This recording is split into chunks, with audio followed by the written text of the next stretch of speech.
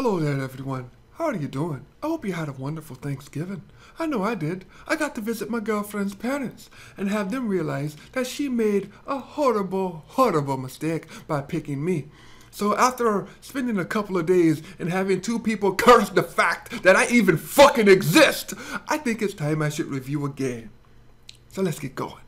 KillZone as a series has always been so much of a mystery to me. I mean, I can't think of any other series where most of the people who play the game have openly stated that they would rather be playing as the people who the game classifies as the bad guys. When you compare the boring military jargon ISA to their Hellgast counterparts, it becomes weird that I find myself more interested in the hierarchy command of the Hellgast rather than that of the G.I. Joe action figure ISA. And maybe I'm wrong, but when you wish that you could be playing as the people that you're brutally murdering, I think you've messed up with the characterization a bit. Anyway, here we have KillZone SHADOWFALL, taking place some years after the Hellgun planet was smeared with the green jello of doom in one of the shittiest endings of last gen.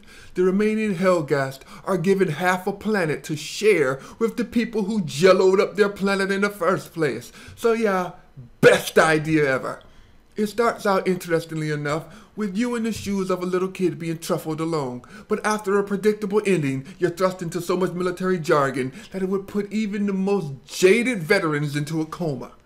And now, moving on, you play through the game as Lucas, a boy raised and bred to be the super soldier man of freedom ever since the black man waited for your father to die right in front of you so that he could adopt you and teach you the psychotic murdering ways that he has known for so long, proving that if you can grab a dick and squeeze, you can grab a gun and shoot. And speaking of shooting, the combat of the game is what you'd expect. You point at things and they die. The odd thing here is that you're supposed to be called a peacekeeper who isn't with the Hellgast or the ISA. You're the VSA. Change one fucking letter, did we? You're not fooling anyone! But unsurprisingly enough, you just end up killing more Hellgast, while the ISA or whoever the fuck is on the other side of that wall just sitting back sipping margaritas or something. Seriously.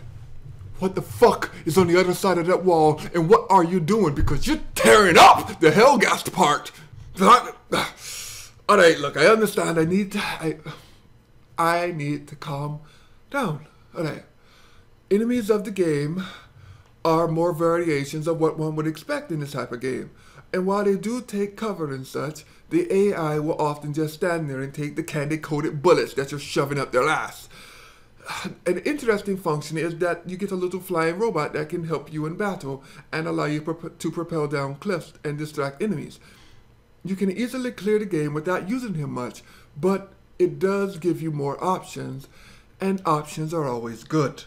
One thing to praise the game for is that it's not just another corridor shooter. While enemies sometimes will clump up for murder fest, there's actually a lot of open space in the game and you feel rewarded by taking cover and such. Movement of the game feels a bit lighter than in most games, but I think that was done here on purpose because your character is supposed to be like a little ninja, even while he's holding the equivalent of what can be considered a minigun.